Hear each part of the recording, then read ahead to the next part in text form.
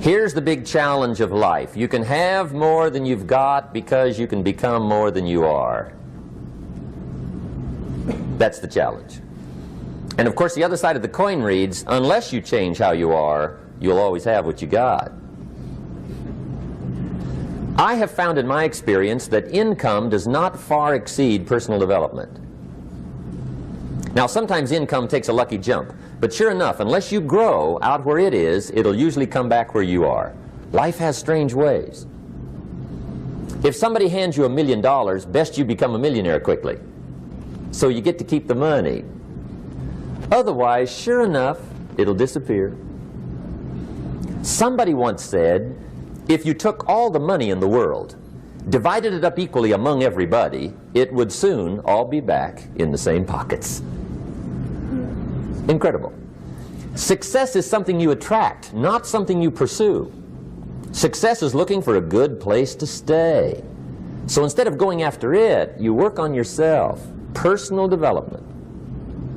See, the major question to ask on the job is not what are you getting. The major question to ask on the job is what are you becoming? See, the big question is not what am I getting paid here. The big question is what am I becoming here? Because true happiness is not contained in what you get. Happiness is contained in what you become. So that's our major subject for tonight, personal development. Of all the assignments Mr. Schoaf gave me at age 25, this was probably the most difficult. In fact, I'm still working on this one. I think it's an unending challenge to see what you can become. The next subject is called Basic Laws. And it's good to study the basics.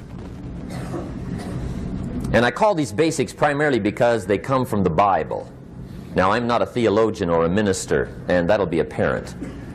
But Mr. Schoaf taught me that the Bible was a good textbook for ideas and stories and success equations, how to live the better life. I found out that was true. He also taught me that the Bible is as practical as it is spiritual, and I found out that's true. If you look at your bank account and your income and you're not happy, there are several places in the Bible to check to see what the heck's wrong so you can make the changes. And we're going to cover some of those tonight, called basics. Okay.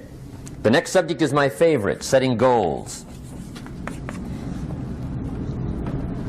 Mr. Schoaf taught me how to set goals. What a favor that was. One morning at breakfast, shortly after I met him, he said, Jim, let me see your current list of goals and let's go over them and talk about them. He said, maybe that's the best way I can help you get a better direction started. And I said, I don't have a list. He said, well, is it out in the car or home somewhere? I said, no, sir. I don't have a list anywhere. He said, well, young man, that's where we got to start. He said, I can tell you right now, if you don't have a list of your goals with you, he said, I can guess your bank balance within a few $100s. Which he did. And that got my attention. I said, you mean my bank balance would change if I had a list of goals? He said, drastically. That day I became a willing student how to set goals. And sure enough, learning how to set goals changed my life. And I often wondered why no one had ever taught me how to set goals up until age 25. I went to high school, but if they offered it, I missed it. I went to college for a year, never heard it. I worked for Sears. Really. And to my knowledge, Sears never taught it. Right? How to set goals. So here I am, age 25, married, my family's starting, I've been to college, I'm working, and I still don't know how to set goals. But fortunately, when I was 25, I met the man who taught me how, and it revolutionized my whole life. Economically, socially, personally, it's incredible. So I want to share with you tonight what Mr. Schoaf shared with me, how to set goals. It can be a life changer. Okay. The next subject is the negative part of the seminar. Life is part negative, so we got to talk about the negative. And this subject is called diseases of attitude. Diseases of attitude. There's a lot of things that can wreck your chances to do well. We live in a rather dangerous world, so you got to be not only wise, you got to be careful.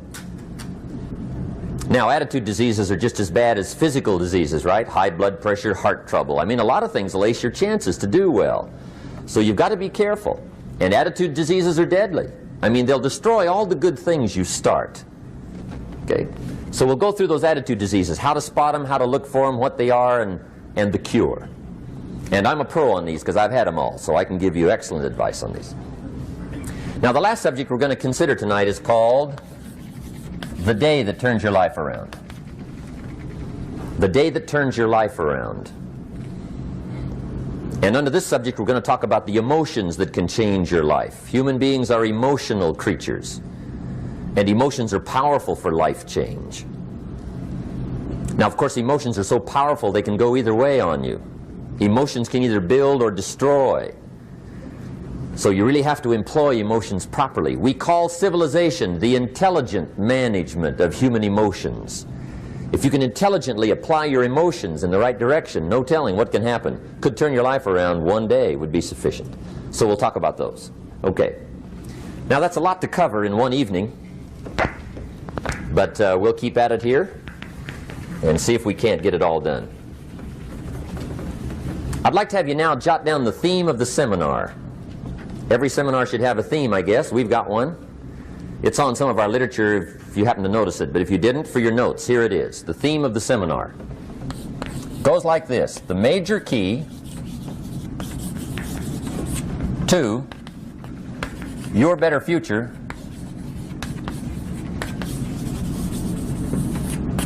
is you. That's the theme of our seminar tonight. The major key to your better future is you. And I'd like to have you underline two words just to give it some added punch. Underline the word major and the word you, so that it reads, the major key to your better future is you. Now, my first suggestion is transfer this to a card or something where you can put it up, where you can see it every day. Preferably put it up where you can see it at the beginning of the day, before you go off to put the day together. This is a good phrase just to glance at, to keep in mind as you're putting the day together. It's called the silent seminar. If you'll just let this talk to you during the day, I found it to be tremendously helpful. The major key to your better future is you. For a big share of my life now, I didn't have this one quite figured out. Among a lot of things I didn't have quite figured out. Many things used to puzzle me back in those early days. I used to wonder why two people could work for the same company, one make twice as much money. Now, see, that used to puzzle me. And maybe they were the same age, graduated from the same school, live in the same community, work for the same company, with the same products and the same services. They've got the same traffic, the same problems, and one makes $1,000 a month, the other one makes $2,000 a month. Now that was my puzzling question. Why would this long list be the same and the money twice as much? I asked, what's the difference between $1,000 a month and $2,000 a month? And I don't mean $1,000 a month, right? I could figure that out. But what makes the difference? Why would one person do twice as well, 3 times as well? Speaking economically. Now, I know there's more than one way to do well. I understand that. But in this little narrow area called compensation, what's the difference? Well, back then, with my faulty thinking, I'm trying to reason it out. I thought, well, maybe time makes some of the difference, right? Some people do better because they have more time. I used to say, Harold ought to be able to do well. He's got a lot of time. If I had all of Harold's time, I could do well. Now, that's got to be dumb, right? Number one, you can't get somebody else's time. A guy says to me one time, he says, you know, if I had some extra time, I could make some extra money. I said, then forget it. There isn't any extra time.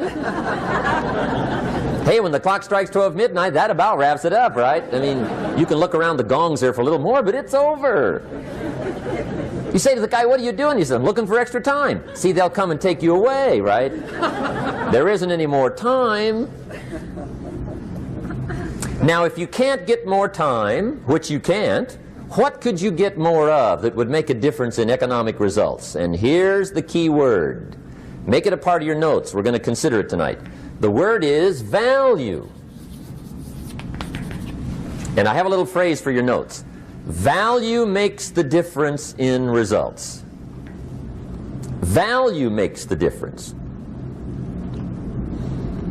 You can't get more time, but you can create more value. Now here's the first lesson of economics. Everybody should learn it from the time they're old enough to understand what a dollar means, how to earn one, how to get one, how to keep one, what to do with it. First lesson of economics. We primarily get paid for value. That's lesson one. Bringing value to the marketplace, that's how you get paid. You don't get paid for the time. I know it takes time to bring value to the marketplace, but you get paid for the value, not the time. Now, since that's true, here's one of the key questions of the evening. Is it possible to become twice as valuable at the marketplace and make twice as much money in the same time? Could you become 3 times as valuable? Make 3 times as much money in the same time? Is that possible? The answer is yes, if. And it's always if, right? Life is known as the big if. Harry Truman once said, life is iffy. How true. And here's the big if we're going to consider it tonight. It's possible to do much better at the marketplace if you go to work primarily on yourself. And that's the theme of our seminar tonight. Learning to work primarily on yourself. People have asked me for the last 24 years, how do you develop an above average income? And the answer is, become an above average person. Develop an above average handshake.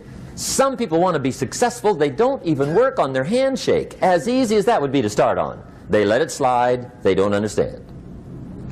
Develop an above average smile. Develop an above average excitement. Develop an above average interest in other people.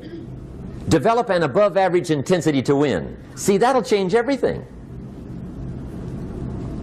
Probably one of the most frustrating experiences in life is looking for an above average job with above average pay without becoming an above average person. It's called frustration.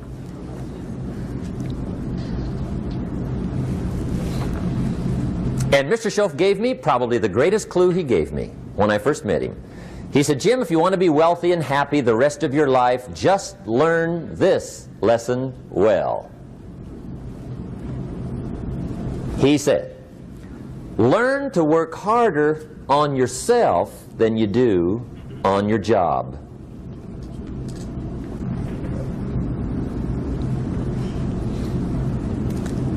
Then Mr. Schoaf gave me probably one of the most important clues among so many things he taught me, but this was in those early days. Mr. Schoaf was very kind, but he was also very abrupt. And he had these interesting questions to ask. I'm giving him a little rundown one day on how things hadn't worked out for me. He said, Mr. Rohn, I've got the answer for you if you will listen carefully. And listen carefully I did that day and for the next 5 years.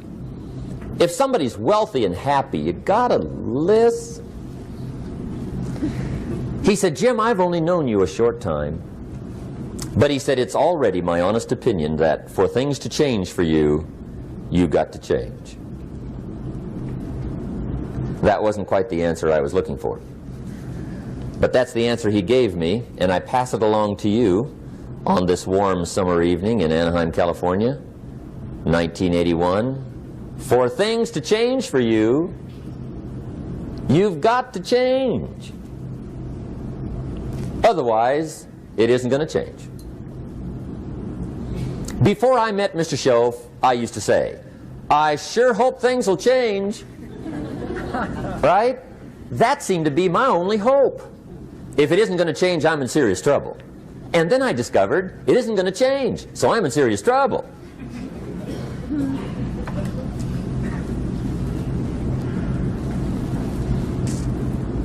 See, I can tell you what the 80s are going to be like. You have dropped into the right place. I did a seminar one time for Standard Oil executives and management in Honolulu. And we're having a conference one day on this big conference table. And one of them said to me, Mr. Rohn, you know some fairly important people halfway around the world. What do you think the 80s are going to be like? I said, gentlemen, I do know the right people. I can tell you. So they all listened very carefully. And I said, gentlemen, based on my wide experience, I can really honestly say to you, in my opinion, in the 80s, it's going to be about like it's always been. Aren't you glad you came? That's inside. I don't pass that around just everywhere. Now, of course, I said that to make a point, but I also said it because it's accurate. It's going to be about like it's always been. It isn't going to change. The tide comes in and then what? It goes out. For 6,500 years that we know of, recorded history, and probably long before that. So it is not going to change. It gets light and then what? It turns dark. 6,500 years. See, it's not likely to change. And we're not to be startled by that. And if the sun goes down, the guy says, what's happened, what's happened? It means he hasn't been here long, I guess, right? It always goes down about this time. The guy says, well, I don't like that arrangement. Well, you got to talk to somebody besides me, right? It gets light, then it turns dark.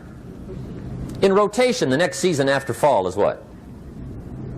Winter. Pray tell, how often does winter follow fall? Every year regularly for the last 6,500 that we know of. See, it is not going to change. Now, some winters are long, and some are short, and some are hard, and some are easy, but they always come right after falls. It isn't going to change. Sometimes you can figure it out, sometimes there's no way to figure it out. Sometimes it goes well, sometimes it gets in a knot. Sometimes it sails along, sometimes it gets in reverse. See, that's not going to change. The last 6,000 years reads like this: opportunity mixed with difficulty. That's how it reads. It isn't going to change. The man says, well, if it isn't going to change, how will my life ever change? Answer, when you change. And whether I'm talking to high school kids or business executives, my message is always the same. And it goes like this: the only way it gets better for you is when you get better.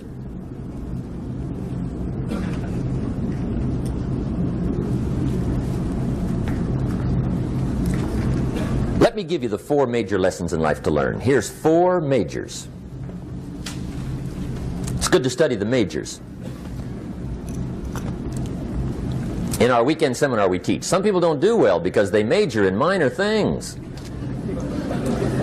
You've got to be on the lookout. At the end of every week, end of every month, you've got to check, make sure you're not spending major time on minor things. Okay, we go through that whole series.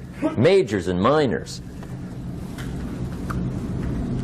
Now, let me give you 2 phrases before we get to the 4 majors. This will set it up and you'll see where I'm going. 2 key phrases for your notes. Here's the first one. Life and business is like the changing seasons. That's the first phrase. Life and business is like the changing seasons. One of the best ways to describe life, it's like the seasons. Frank Sinatra sings, life is like the seasons. Now here's the second phrase. Very important. You cannot change the seasons, but you can change yourself. You can't change the seasons, but you can change yourself. And see, that's how life gets better for you, not by chance, but by change. Now, here's the 4 major lessons in life to learn. I've got my first book finished, came out a couple of weeks ago. This is in it, the 4 major lessons in life to learn. Here they are. Number 1, learn how to handle the winters. That's lesson 1. They come right after falls, with regularity. Some are long, and some are short, and some are hard, and some are easy, but they keep coming. You must learn to handle the nights. They come right after days. You must learn to handle difficulty. It comes right after opportunity. You must learn to handle recessions. They always follow progressions for the last 6,000. See, it isn't going to change. The lesson you must learn is how to handle it. And there's all kinds of winters, right? The winter when you can't figure it out. The winter when it all goes smash. The winter when it turns belly up. The winter when it won't work, when you've run out of money and you've got a broken heart. See, those are winter times.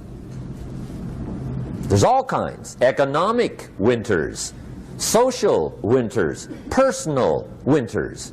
When your heart is smashed in 1,000 pieces and the nights are unusually long, your prayers seem to go no higher than your head.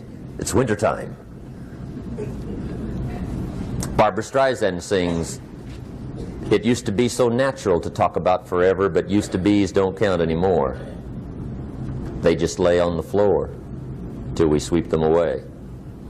You don't sing me love songs, and you don't say you need me, and you don't bring me flowers anymore." A song of winter. But see, the disappointments come. Those are normal. That's part of life. But the question is, how do you handle it? How do you handle the coming winters and the disappointments and the downtimes? Well, you can't get rid of January by tearing it off the calendar. But here's what you can do. You can get stronger, you can get wiser, and you can get better. The winters won't change, but you can. And that's how life changes for you. See, before I understood, when it was winter, I used to wish it was summer. I didn't understand. When it was hard, I used to wish it was easy. I didn't know. And then Mr. Schoaf gave me a part of his very unique philosophy when he said, "Don't wish it was easier, wish you were better." See, that triggered my whole life change.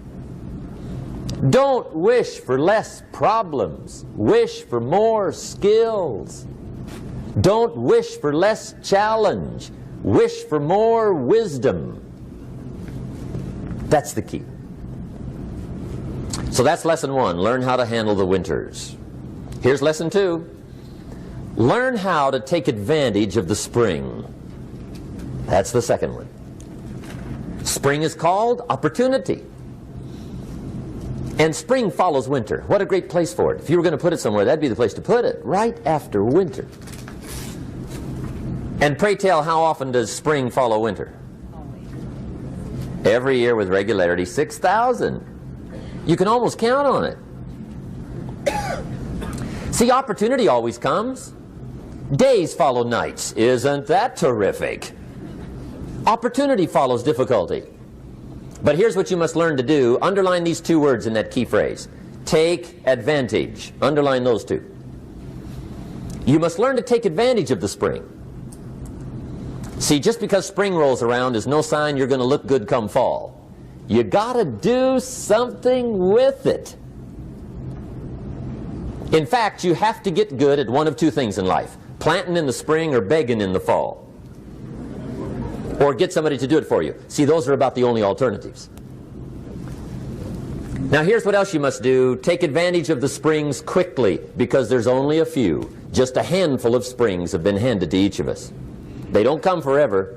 Life is fairly brief. So you got to read every book you can get your hands on what to do with your springs while they're here. And take advantage, they soon run out. The Beatles wrote, "Life is so short." And for John Lennon, it was extra short. But life is brief. Elton John sings, "She lived her life like a candle in the wind." It's brief. So whatever you're going to do with your life, you got to get at it. Don't just let the springs pass. Here's the third major lesson in life to learn. Learn how to protect your crops all summer. You got to take care of what you start. Sure enough, as soon as you've planted your garden in the spring, the busy bugs and the noxious weeds are out to take it. And here's the next bit of truth. They will take it unless you prevent it. And that's the third major skill to learn. You've got to learn to prevent the intruder from taking all the good you start. It's one of the challenges. Here's two key phrases under number 3. First one, all good will be attacked on this planet. Maybe not the next one we get to, but on this one, all good will be attacked. Every garden will be invaded. Not to think so is naive. And here's the second phrase. All values must be defended. Political values, social values, community values, family values, marriage values, friendship values, business values. Every garden must be tended all summer. Third major lesson. Now here's number 4. Fourth major lesson in life to learn. Learn how to reap in the fall without complaint. Learn to reap come harvest time without complaint. Take full responsibility for what happens to you. It's one of the highest forms of human maturity, accepting full responsibility. It's the day you know you've passed from childhood to adulthood, the day you accept full responsibility. And another note, learn to reap in the fall without apology. Without apology if you do well, and without complaint if you don't. That's maturity. I used to have that long list of reasons why I wasn't doing well. To explain. You got to explain, right? Otherwise you're going to look bad. I used to have this funny list called Reasons for Not Looking Good.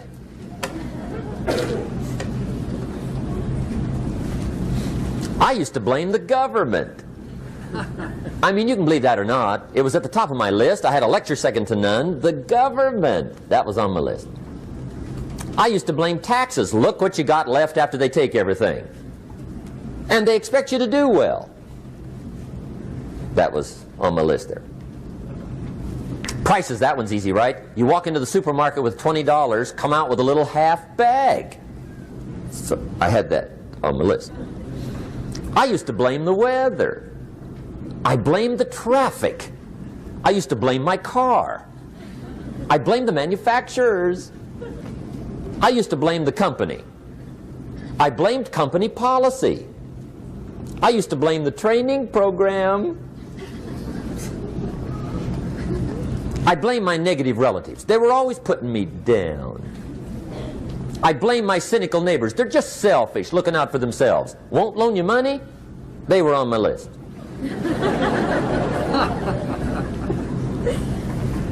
I used to blame the economy.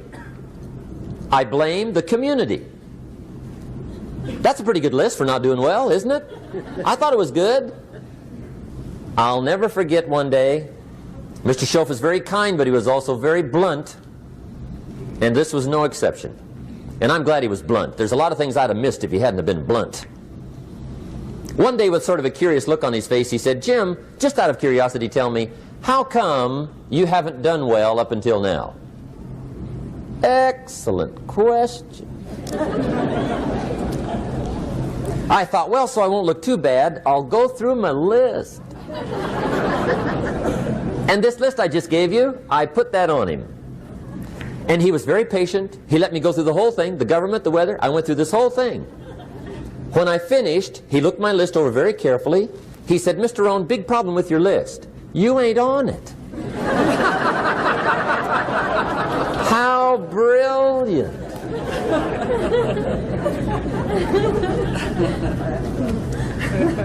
When I went to work for him a few months later, I learned very quickly to tear up my list, reasons for not doing well, and I threw it away. And I got me a fresh piece of paper. And I put one word on it. Me. There's a Black Heritage spiritual that says, "It's not my mother nor my father, nor my brother nor my sister, but it's me, oh Lord, standing in the need of prayer." See, I used to blame everything outside. And then let me give you a little philosophy that helped turn my life around. For your notes, here it is. It's not what happens that determines the quality or the quantity of your life. It's not what happens. And the reason is because what happens happens to about everybody. No different. The sun went down on all of us last night. A common event, a happening. And I found out that the same things can happen to two different people. One gets rich and one stays poor. Why is that? It's because it's not what happens, but rather it's what you do that changes everything. So that's a key phrase. It's not what happens, it's what you do. What happens is about the same. You might put that in parentheses here. Same. What people do, that's what's different. Anything can happen, right? Everything can happen. I've heard all the stories. I've been one of the stories. Hey, we could all tell stories all night long, right? Happenings. Anything can happen. Have you heard of Murphy's Laws? Anybody here heard of Murphy's Laws? Okay, most of you have. Murph had these laws. One of them was, if anything can go wrong, it will. That's one of Murphy's Laws. He was not one of the great positive speakers of the day. But anyway, it's still true though, right? Anything can go wrong, everything can go wrong. For sure. I've fallen out of the sky so many times. Once to the tune of a couple of million. Devastating. Took me a while to survive that one. Now, it wasn't all that much, but it was all I had. Right? I mean, that's when it's much, right? When it's all you got. If you got 3, 2 go, you got 1 left, you ain't looking that bad. But when it all goes. Has anybody been there when it all went? Anybody? Come on, the rest of you liars. Go ahead. Hey, we've all been there, right? When it all went. Of course, it used to be a long time ago, right? When you ran out of money, got to 0, you were all through. Heck, now you can whistle right on by 0, right? I mean, they will bury you. That's what they will do.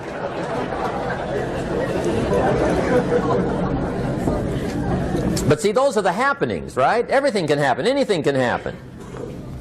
But it's not the happenings. It's what you do about it.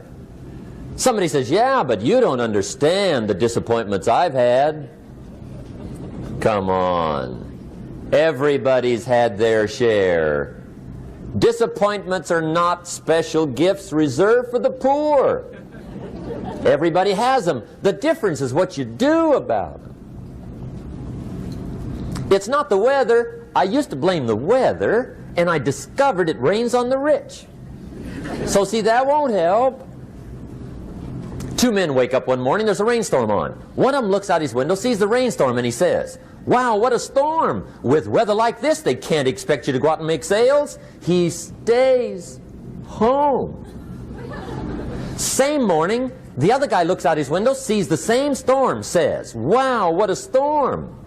But he says, you know what, with weather like this, what a great day to go out and make sales. Most everybody will probably be home. Especially the salesman.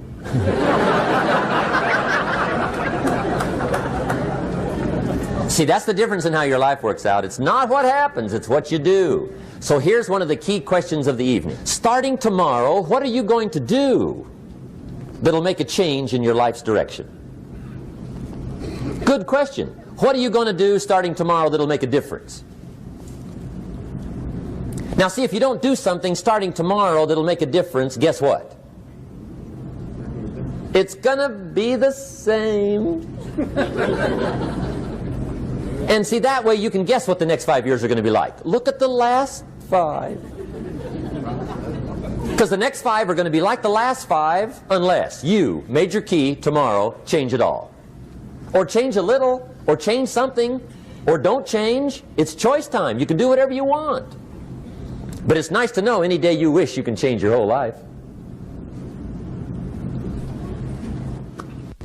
What can you do starting tomorrow that'll make a difference? Good question. What can you do with economic chaos, massive disappointment? What can you do with a broken heart? What can you do when it won't work? Good question. So if I had a word with you tonight, one-on-one, Just you and me. I think my personal advice to you would be, this year, 1981, reach down inside of you and come up with some more of those remarkable human gifts. They're there, waiting to be utilized. And then change anything for you want to change. And I challenge you to do that because you can change. If you don't like how it is for you, change it. If it doesn't suit you, change it. If it doesn't please you, change it. If it isn't enough, change it. And I challenge you to do that because you can change. See, you don't ever have to be the same again after tonight, only by choice. If you don't like your present address, change it. You're not a tree.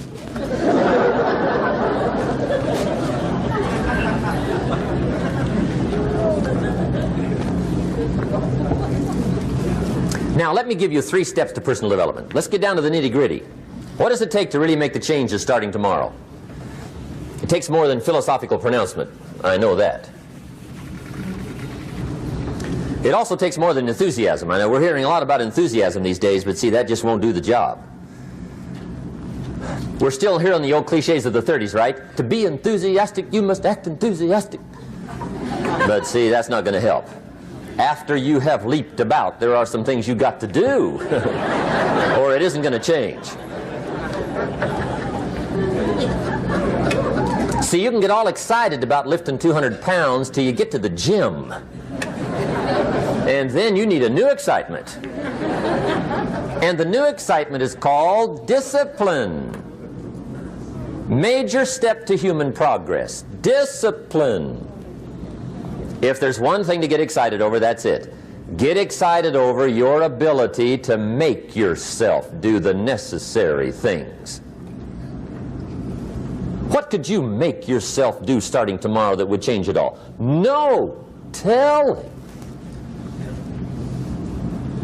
Now, see, that's exciting. On any given day, you can massively change the direction of your life. Murder is a clear example that any one person on any given day can forever alter the course of their life. It just happens to be a negative act. But just as sure as you can commit a negative act, you can also commit a positive act and forever alter your life, whenever you wish. Now that's exciting. And whatever that act might be that changes your life. The guy finally takes a shotgun to his car and blows out every window, destroys every tire, puts 100 rounds in this shabby old thing. And he says, I have driven this embarrassing thing for the last time.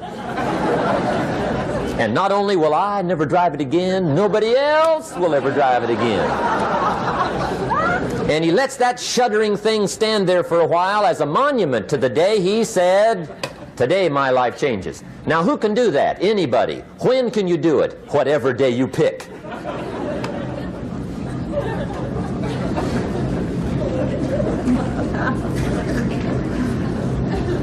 Now here's the key to discipline. Start with the little disciplines, get excited over the little disciplines, and get right on those, because those will lead to the big ones. You can't handle the big challenges in life unless you take on the little ones. Make a list of all the things you can do, get right on those, discipline yourself for those, both for the results and for the muscle and for the practice, so that when life hands you some big challenges, you'll be ready, you'll have the muscle. But see, if you don't handle the small ones, you can't take care of the big ones. Okay, here's what else it takes for life change. Self-motivation. Key phrase, self-motivation. I don't know why we call it self-motivation. It's really the only kind there is. You've got to motivate yourself. Because I found out you can't change people. They can change themselves, but you can't change them. Lord knows some I've tried. But see, it won't work. People have to change themselves. I learned some of those lessons early. I built a little sales organization way back in those early days. I'm 25. And I had some nice people. I said, I'm going to make these people successful if it kills me. I almost died, right? I mean, you can't do that.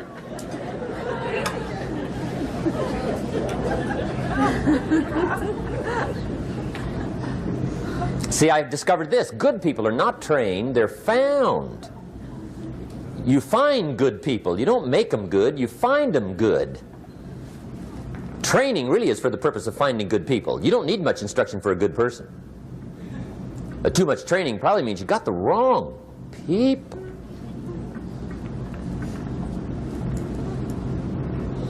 So you got to find the right people. That's the key to getting a good job done. One of the major things we learn in management, lesson 1, don't send your ducks to Eagle School.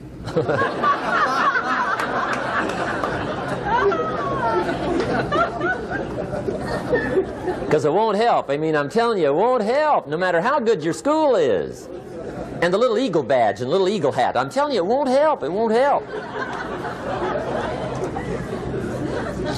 You can tell whether your school's done any good, right, is when it's over, right? The duck goes for his first rabbit and makes him a friend. You say, no, no, no. Anyway, so it takes self-motivation to really alter your life. And you don't want to give self-motivation away to somebody else and make it somebody else motivating you.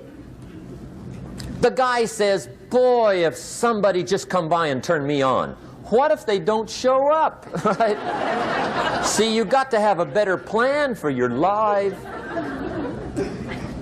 Okay. Now, if you're excited and you're ready to change, let me give you 3 steps to start life change that can change your life, your personality, your lifestyle, everything can change.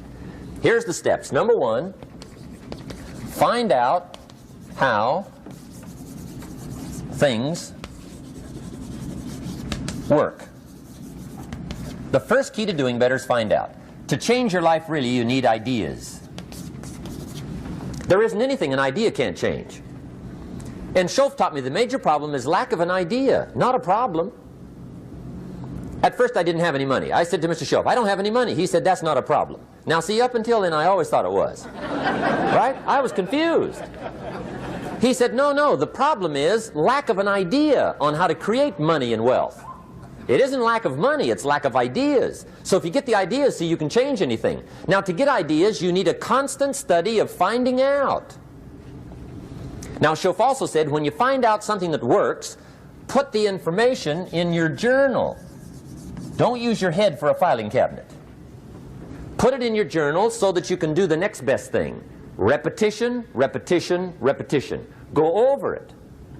And if you repeat it, go over it, sure enough, someday, some mysterious day, the idea takes root, starts to grow, and shows up in your bank account, and your dress, and your personality, and your lifestyle. But capture the ideas in your journal. Find out how things work.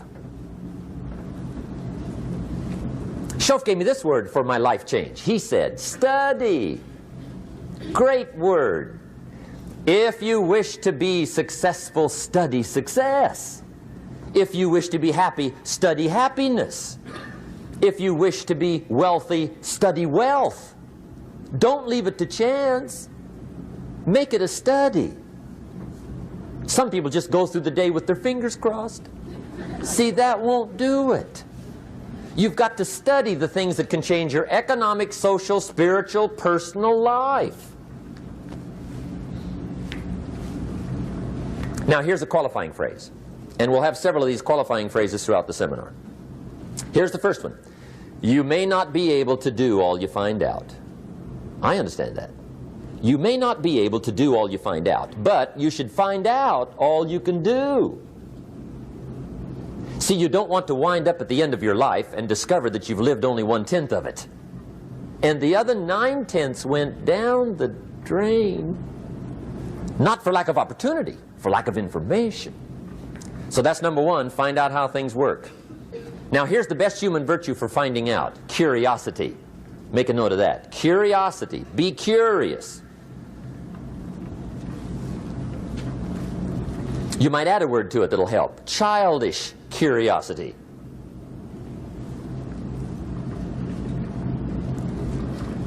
What will kids do if they want to know something bad enough? Bug you. That's the phrase. They can ask 1,000 questions. You think they're through? They got another 1,000. They'll drive you to the brink. It's a virtue. when you got to know. Be like a child. In fact, Jesus, the master teacher, said, unless you can become like little children, you might as well forget it. You don't have a prayer. Excellent advice. You got to be like children. 4 ways, in my opinion, to be like a child. Number 1 is curiosity. Number 2 is excitement.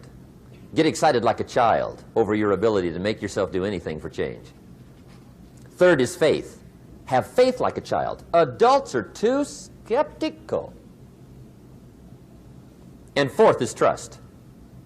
Trust is a childish virtue, but the rewards are incredible. So be like a child. Now, if you're curious, let me give you 3 ways to find out how to change anything. Any life direction, any dimension. Here's 3 ways to find out how to change anything. Number 1 is to read. Become a good reader. All of the successful people I know and work with around the world, they're all good readers. Curiosity drives them to read. They got to know. They just read.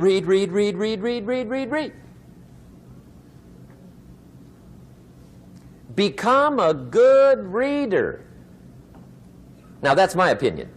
Listen to the other lecturers and listen to me and make up your own mind. Don't be a follower. Be a student. Okay? I say, really, for life change, you got to read. One way to learn is from your own experiences, but another way to learn is from other people's experiences. See, one book might save you 5 years if you read it. Did you know there's books on how to be stronger, more decisive? Be a speaker, be a leader, have a better effect on other people, develop your personality. Did you know there's books on that? And people don't read them? How would you explain that? And they can read? Did you know that hundreds of successful people have written their stories in books and they wrote down how they did it and people don't read it? How would you explain that? The guy's busy, I guess. You know, you get tied up. The guy says, well, yeah, you work where I work. By the time you struggle home, it's late. You got to eat a bite of supper, watch a little TV, get to bed. You can't sit up half the night reading. And the guy's behind on his car payment.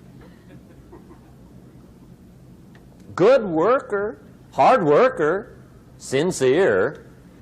But you got to be better than sincere and work hard. Otherwise, at the end of your life, you'll wind up cold, stony broke. You got to be better than a good worker. You got to be a good reader. The whole world is governed by laws. The universe, in fact. Laws. We call it the law of electricity. We call it the law of gravity. There's mathematical laws. There's physical laws. Speed and velocity laws. Agricultural laws. There's all kinds of laws. Now that we find ourselves on the spinning planet, you just have to learn what I call the setup. Learn the setup. Life's setup. Now, we didn't set it up, but we're here, so you got to learn it. And we should learn the setup for 2 basic reasons. Number 1, to keep from getting hurt. It's one of the major reasons for learning, so you won't get hurt. See, economically, socially, personally, you can get hurt just not knowing. Ignorance is not bliss. Ignorance is poverty. Ignorance is tragedy. You got to know, or you're going to get hurt. It's good to know not to walk out the 10-story window. That's excellent information. Now, what if a guy didn't know and he walks out? Now he's dead at the bottom. Somebody says, well, the poor guy didn't know. You got to know, or you're going to get hurt. Okay. Now, here's a parenthesis. You don't have to like the setup. I don't ask you to like how it is. That's not what's important. But it is important to learn how it is. Okay? So you don't have to like it, but you should learn it. That's what I tell the kids, right? Make sure you get the information. What you think about it, that's up to you. What you're going to do with it, that'll soon be up to you. But make sure you get it. See, there's nothing worse than being stupid. Nothing. I mean, being broke is bad, but being stupid is awful. And what's really bad is being broke and stupid, right? That's about the end of the world. I mean, there isn't anything much worse than that. Unless you're sick. Sick, broken, stupid. I mean, that is it, right? There's nowhere else to go. So make sure you get the information. It's key. You don't have to like it, but learn it. If this big monstrous thing lifts up in the sky, hangs there for a little while, cuts loose, comes crashing down, boom, shakes the ground for 5 miles. And then this big monstrous thing lifts back up in the sky, hangs there for a little while, cuts loose again, comes crashing down, boom, shakes the ground for 5 miles. It just keeps doing it, this big monstrous thing, lifting up and then crashing down, boom. Now, you might come along one day and say, that's got to be a stupid arrangement, which is okay. You're entitled to your opinion. But the first thing you should learn to do is get out from under it, right? That's number one. You might have a great moral argument. You might want to shake your finger at the sky, but do it from over there, right, so you don't get smashed.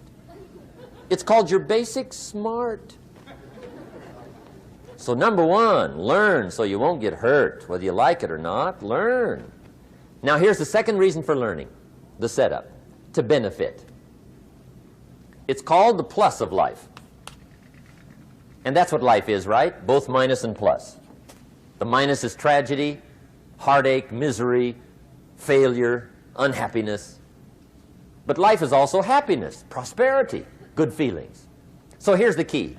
Learn to get on the good side of the way things work.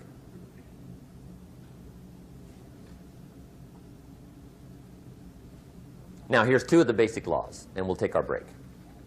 Schoaf taught me these. They come from the Bible. Now again, I'm an amateur, okay, when it comes to the Bible. I'm not a pro. So you'll sort of have to take my way of putting it.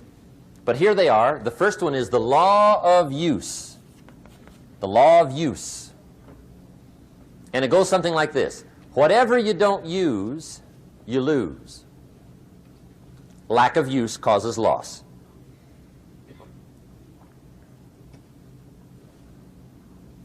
On this planet, maybe not the next one, but on this one, if you tie your arm to your body, leave it there long enough, you'll never use it again. It's over for the arm. Now, it may not be over, but it's over for the arm. The only way to keep the use of this arm is what?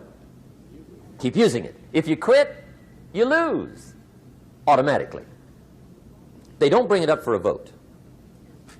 You lose automatically when you quit.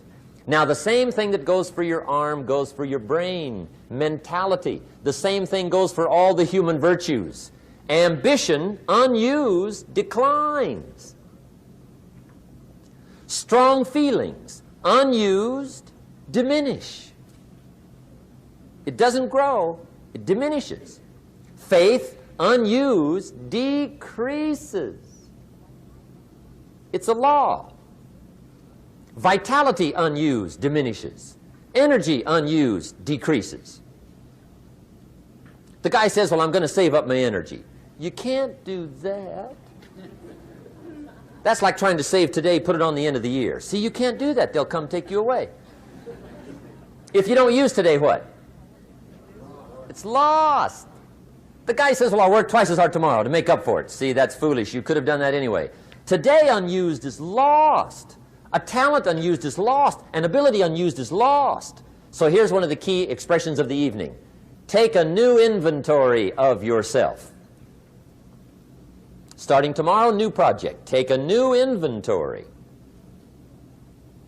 And make sure that all of your talent and ability and mentality and ingenuity and vitality and strong feelings, faith, courage, make sure that all you've got's being used. Otherwise, you lose. Now, one of the best illustrations of the law of use is a Bible story called the Parable of the Talents. The talent story. Interesting story if you haven't read it in a while. Just review it. It's a good story. An ancient story. It says there was a master with 3 servants. He got them together one day and he said to the 3, I've got these talents. And in those ancient days, a talent was a measure of gold. And he said to the 3 servants, take these talents and see what you can do with them while I'm gone. He said, I'm taking a journey and I'll be gone for a while. When I come back, we'll get together, go over the book, see how you did. He said, here's 5 of these talents for you. 5. Here's 2 of them for you. 2. And here's 1 for you. 1. The master said, take those talents, see what you can do with them. When I come back, we'll get together, we'll go over it all. The servant said, okay, master takes off. According to the ancient story, the master comes back from his trip. When he gets back, he gets the 3 servants together, and as he said he would, he asks, how did it go with those talents? You were 5. What happened? That servant said, well, I took the 5 talents you gave me, and I put them to work. A little shaky at first, but he said things finally got rolling. And he said, I poured it on. And he said, my talents grew to 7, 8, 9, 10. He said, I doubled my talents from 5 to 10. Books will show. Master said, one heck of a job. Or something like that. He said, I gave you 2 talents. What happened? That servant said about the same thing happened to me. I put those 2 talents to work, poured it on. They grew to 3 and then to 4. He said, I doubled my talents from 2 to 4. Books will show. Master said, well done. He said, I gave you 1 talent. What happened? That servant said, well, I took the talents you gave me, and I carefully wrapped it, and I dug a hole and buried it. And camouflaged it, I suppose, right, so nobody would steal it. And he said, fortunately, nobody got it. And he said, I knew you were going to be here today, so I dug it up. Here it is, safely wrapped. I did not lose it while you were gone. According to the ancient story, the master said, take that talent away from him and give it to the man that's got 10. Now you might say, well, I don't like that arrangement. The poor guy's only got 1 talent. He's already got 10. It ought to be more even. Remember, I didn't ask you to like it. But this one I would ask you to learn, because it simply means whatever you do not employ, you forfeit. It's a law. So learn well the law of use. Now here's the second one, and we're going to take our break. Second law from the Bible. This one we've heard since we were small, I'm sure. It's called the law of sowing and reaping. In fact, we've probably heard it so often we could quote it. It says, whatever you sow, what? You shall reap. Fairly blunt, hopefully clear. Here's my first suggestion on the law of sowing and reaping. Don't try to beat it. You might as well try sitting on the sun in the morning. Keep it from coming up. You'll have better luck. Whatever you sow, you reap. Now, for a fair share of my life, I'm a bit mixed up on how all this applies. Among a lot of things I was mixed up on. I knew I wasn't reaping too good. That I understood. My problem was I was confused about what was causing it. Remember me with the funny list? I thought those are the reasons why it isn't working out well. And then Mr. Schoaf gave me the clue that helped me figure it all out. He said, Mr. Rohn, I have another answer for you. There's another way to quote this law that'll show you where the problem is so you can go to work on it right away. All you need to know is where the problem is. Then you can go to work on it. So he quoted me the law another way, and I found out what my problem was. Here's the way you quote the law. Whatever you reap is what you've sown. Now I knew what my problem was. Whatever you reap is what you've sown. If you don't like the crop, who do you look up? Answer, whoever planted it. And where do you find who planted your crop? Answer, in the mirror. What I finally learned to do come fall was to go to the mirror. That's where you go. And if necessary, you say, a few skinny carrots? I got to be unimpressed. Where were you last spring? Asleep. Didn't you read the books? Did you break your hoe? Let me give you 7 key points to the law of sowing and reaping. Let's tick right down through the list of 7, and it'll be break time. 7 points to sowing and reaping. Here's part of the philosophy that really helped me to make some changes in life direction. Number 1, the law of sowing and reaping is negative. That's number 1, which simply means if you sow bad, you reap bad. Now, this is kind of 3rd grade, but it doesn't hurt to go over the basics. If you plant thistle seeds, you don't get pumpkins. Honest, no use looking for pumpkins. John says, how come no pumpkins? Come on, John. The law's negative. That's how come. Now, here's number 2. The law's positive, which simply means if you sow good, you reap good. If you plant pumpkin seeds, you don't get thistles. Not from pumpkin seeds. Mother Nature won't pull tricks on you over in the corner snickering and pushing you thistles and you planting pumpkin seeds. She won't do that. You will get pumpkins from pumpkin seeds, and the reason is because the law is positive. Now, here's number 3. I got excited when I found out the full dimension of this.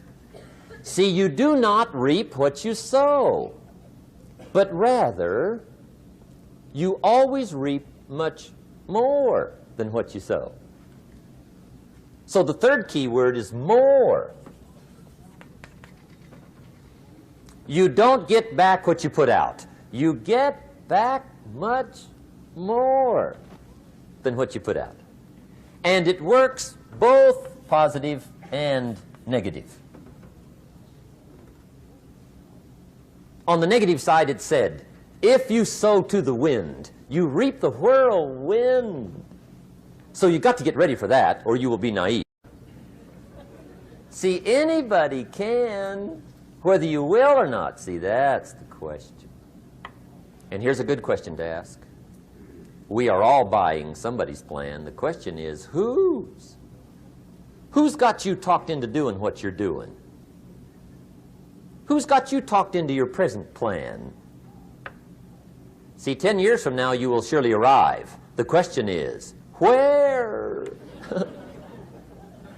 But see, anybody, if you want to, can go searching for a good plan, pick it, and start working it. And sure enough, as the time passes, as it surely will 5 years from now, 10 years from now, then you'll be winding up wearing what you want to wear, driving what you want to drive, living where you want to live, become what you want to become. But now's the time to fix the next 10 years. And who can? Anybody. Here's number 6. The 6th key to sowing and reaping. This is leveling with you now, as we promised to do. There's one thing better than the truth, and that's the whole truth. And here's part of the whole truth of the law of sowing and reaping. Number 6 is, you could lose. There are times when you just lose, no matter what you do. It's that kind of planet. You reap what you sow, yes, but... What does that mean, yes, but? Well, the farmer plants his crop in the spring, takes care of it all summer, loves his family, works 10, 12 hours a day, 6, 7 days a week, is an honorable man. Come fall, he's got a beautiful crop, and he deserves every bit of it. But the day before he sends the combines into the field, a hailstorm comes along and beats it all in the ground, which means you lose. Somebody says, well, what did he do wrong? Answer, nothing. It's just that kind of planet. Sometimes it's going to hail on your crop and rain on your parade, so you got to get ready for that or you will be naive. That's just part of the life arrangement. And don't press me why. I was not in on some of the original decisions here, so I don't know how it got set up. But there's just times, sometimes you lose. That's part of life. But now here's number 7. The 7th key to sowing and reaping. And it goes like this. It's just another way to quote the same law. And it goes like this. If you don't sow, that's just another way to quote the law. If you don't sow, what? You don't reap. You don't even have a chance. So if you looked at your game plan tomorrow, you might come to the quick conclusion, I got to get some sowing going. How true. Get you some sowing going. And remember, you've got plenty of time. You've got all the time there is. Some people spend enough TV time to make a fortune. The latest article on television watching in this country, according to the latest article, the average television is on in this country in every household 7 hours a day, called the Big 7. I asked a guy one time what his TV cost. He said about $450. I said, you forgot to look at the price tag. He said, what do you mean? I knew he was a TV watcher. I said, that television costs you, in my opinion, at least $12,000 a year. To watch it, not to own it. Owning it's cheap. Watching it is what's expensive. And I said, hey, $12,000 a year is too much to pay to watch TV. That's too much. Pay a little, but not $12,000. And he's the guy that said, I hope pay TV never comes.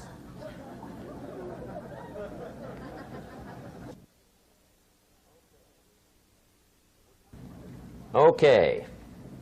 We're trying to cover an awful lot tonight. I realize that. But my time schedule is such that we just have to sort of give it all to you and let you sort the rest out. I wish we had plenty of time for questions and answers and that whole thing, but our time is just limited. But we are trying to go through an awful lot. I realize that.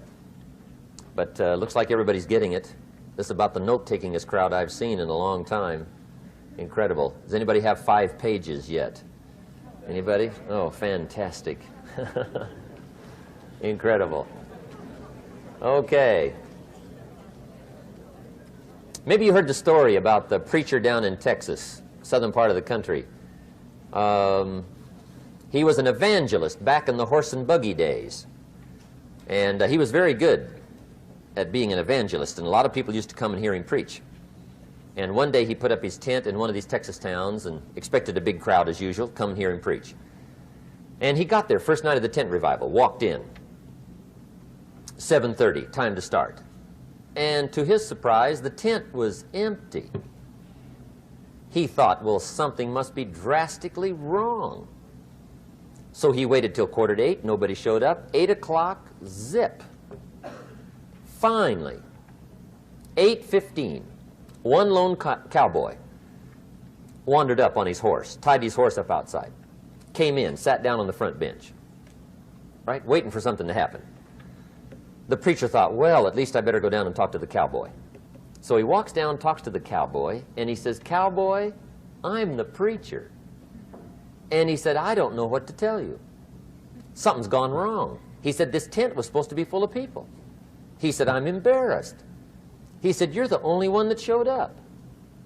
And he said, I really don't know what to do.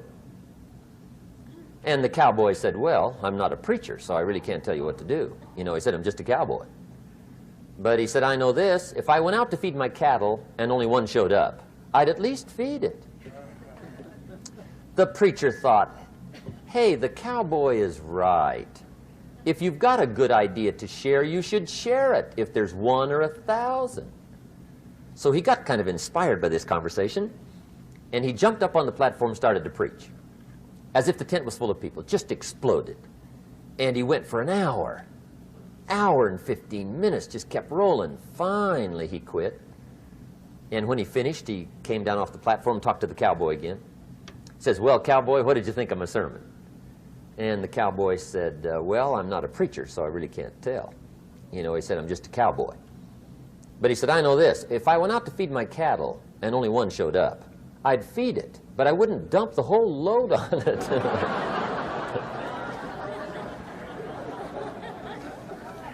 So anyway, if it seems like we're dumping the whole load tonight, I guess we are. But gosh, everybody's doing well. I'm having a good time. I appreciate the response here tonight. Okay, the next subject is setting goals. Let me show you what turned my life every way but loose. Mr. Schoaf dropped this idea on me, changed me completely.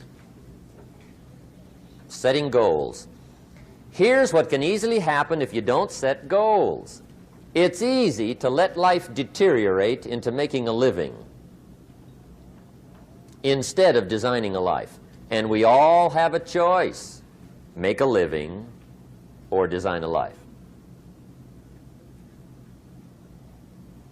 It's easy to get trapped by economic necessity and settle for existence rather than substance.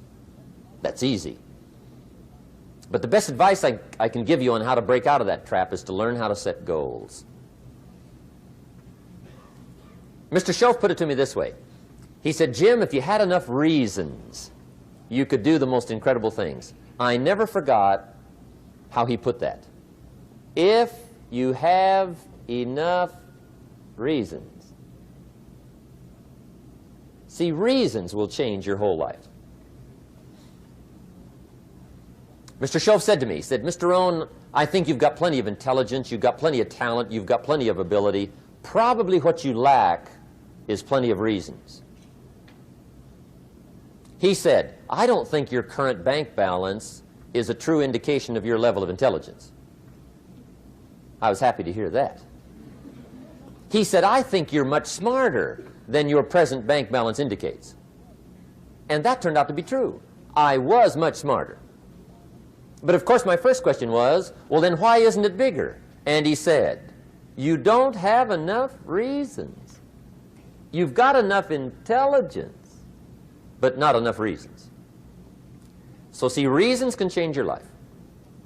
Here's what else I found out. Reasons come first, answers come second. You don't get the answers to do well till you get the reasons. Life has a mysterious way of hanging on to all the answers and only gives them up to the people that are inspired by reasons. So reasons make the difference in how your life works out. Now, what are some of the reasons for doing well? Let's go through a quick list called Reasons for Doing Well. First is personal reasons. Some people do well for recognition. Some people do well for respect. Some people do well for the way it makes them feel. They love the feeling of being a winner. Those are good reasons. I have some millionaire friends that keep working 10, 12 hours a day, making more millions. And it's not because they need the money. It's because they need the joy and the satisfaction and the pleasure that comes from being a constant winner. And see, it's not just the money anyway. It's the journey, not the money. Once in a while somebody says to me, boy, if I had $1 million, I'd never work another day in my life. That's probably why the good Lord sees to it they don't get their million, right? They'd quit. They'd quit. Okay.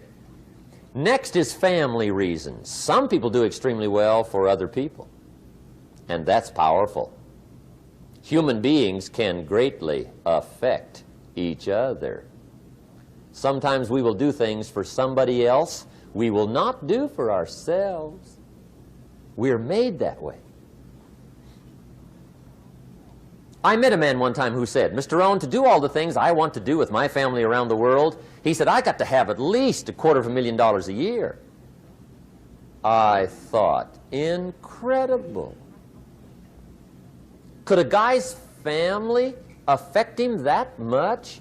And the answer is, of course. How fortunate are the people that find themselves greatly affected by somebody for personal achievement. And we are affected. The writer of a recent song said, "If not for you, the winter would hold no spring, couldn't hear a robin sing. I just wouldn't have a clue if not for you." So we can be affected. That might be one of the most stimulating reasons to do well, finding somebody.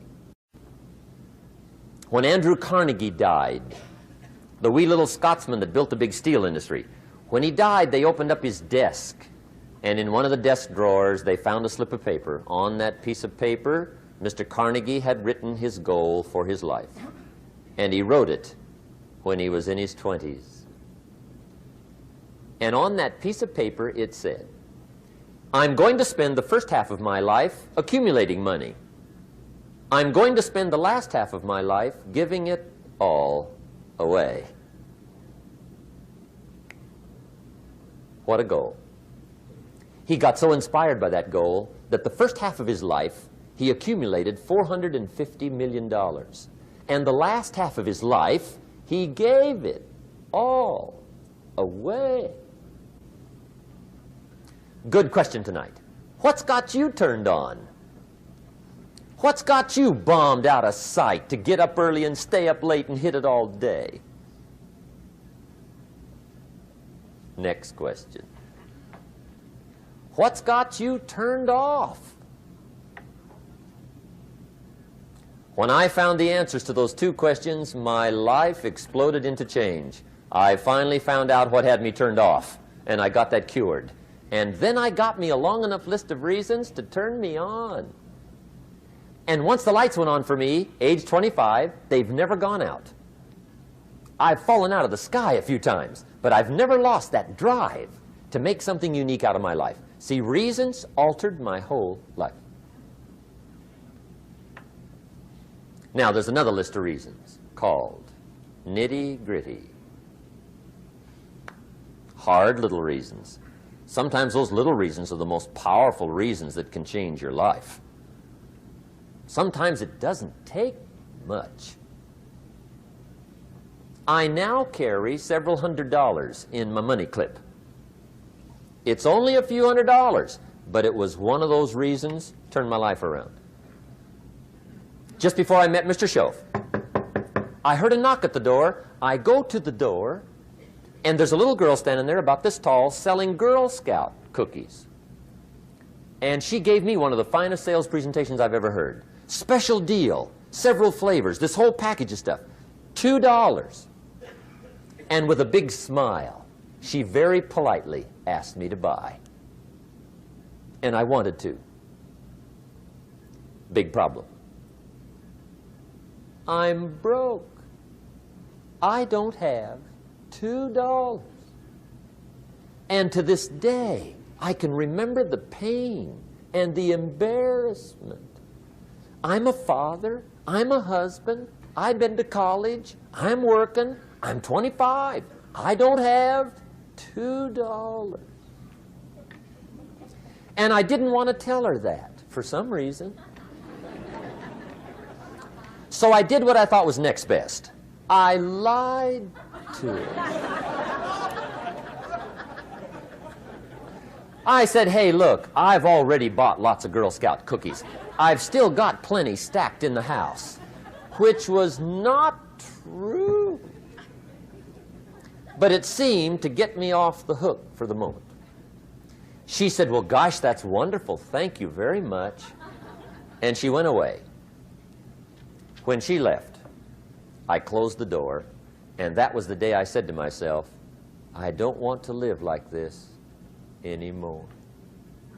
I've had it with lying, and I've had it with being broke. I'm never going to let this happen to me ever again. I promised that day I would work as hard as possible and would always carry plenty. It took me a little while, but now I do. It was one of those reasons. And I guess I carry plenty for two reasons. One is the way it makes me feel, but also in case I bump into another Girl Scout selling cookies. right? I'm ready.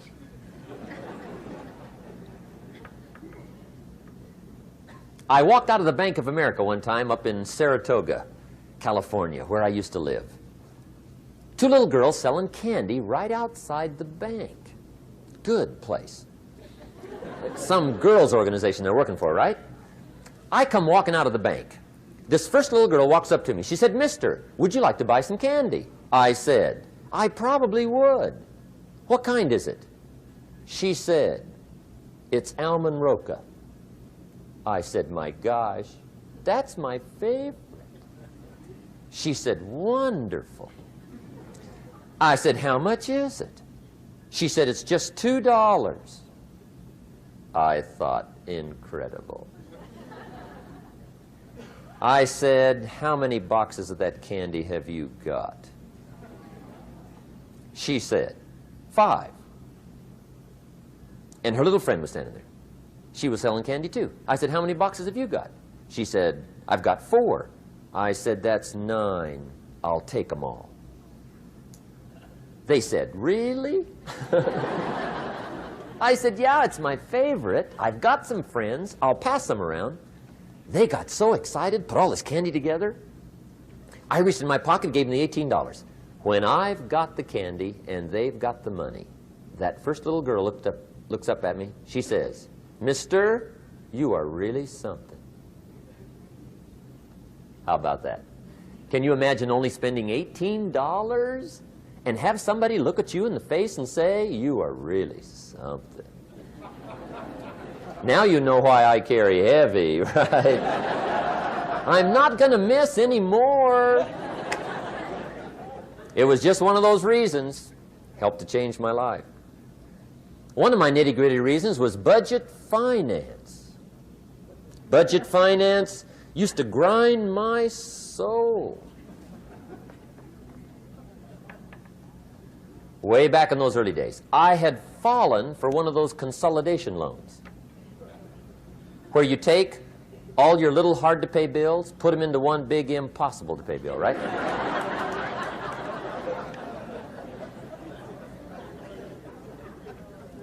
I would get 4 or 5 payments behind. This one guy used to call me day and night.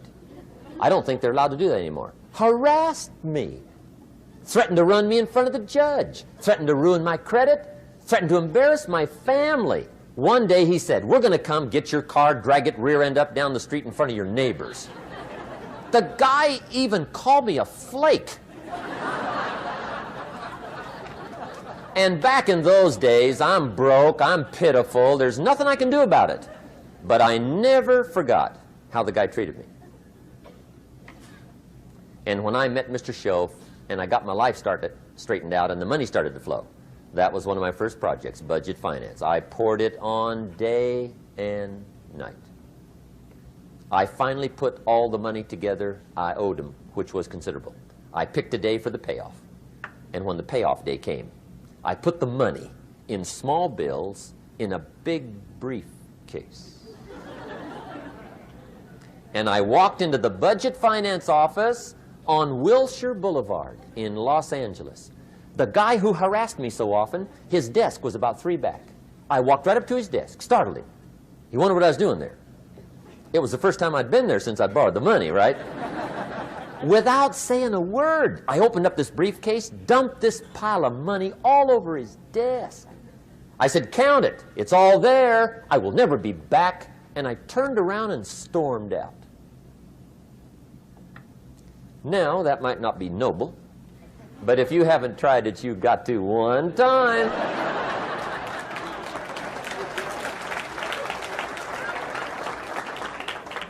It can be the day that turns your life around. All you need is a reason that turns you on.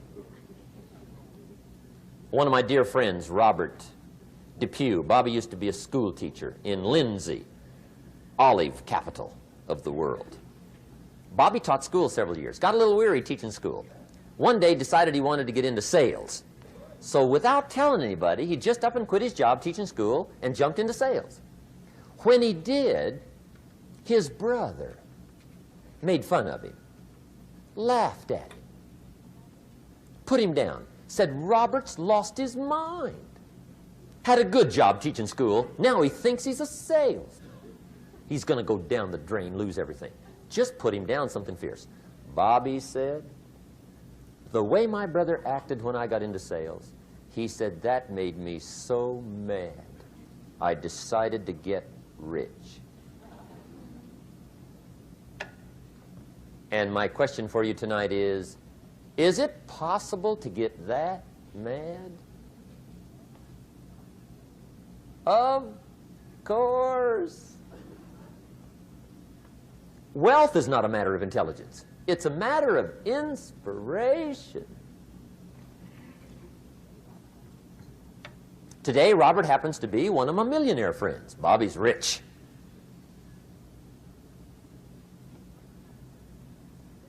Frank Sinatra said one time, the best revenge is massive success.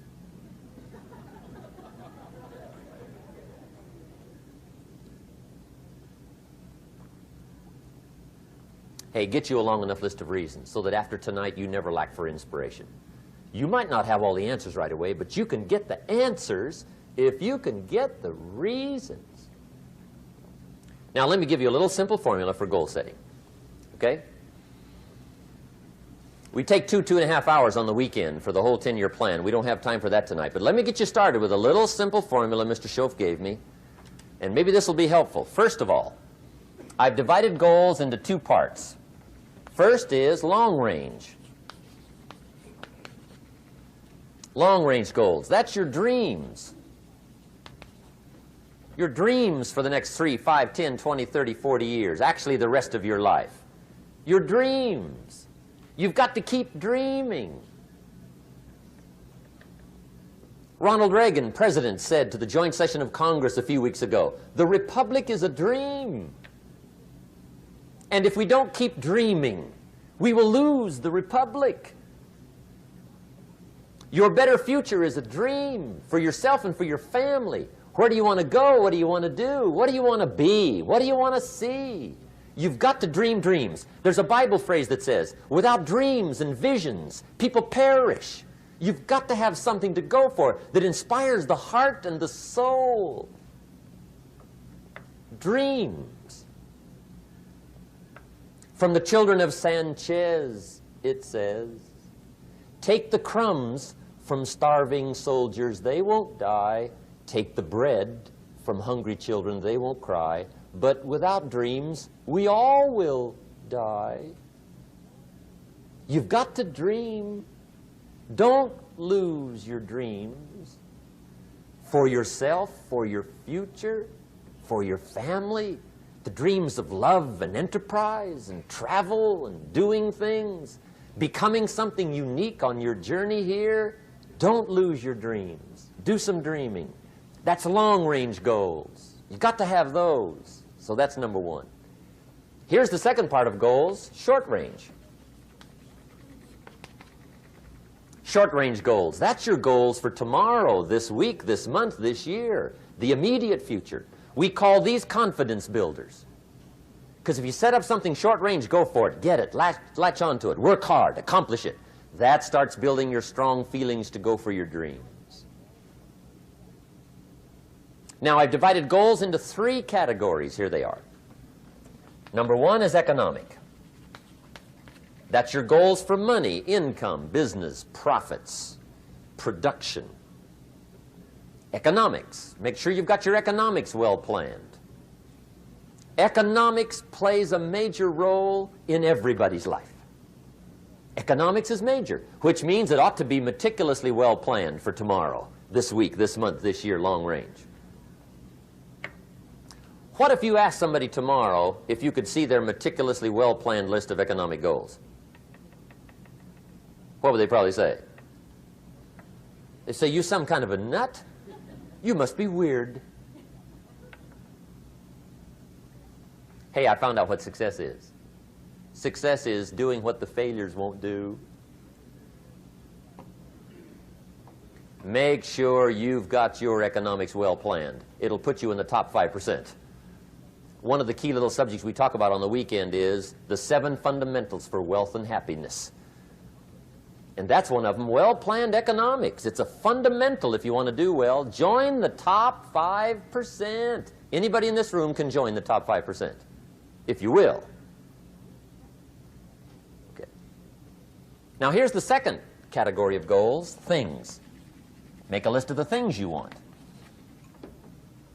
And on my list of things, now I put everything. Little things as well as major things. Doesn't matter how small it is, it goes on my list. I used to just put major things, cars, homes. I don't do that anymore. I now load my list with everything. Everything. And the reason is, part of the fun of having a list is checking it off. That's it. Boy, at the end of the day, if you can go, got it, got it, got it, got it, got it, got it, whatever it is, right? You get into the habit. So load up your list, the things you want. Now, when you check off something major, celebrate. That's an important point to make.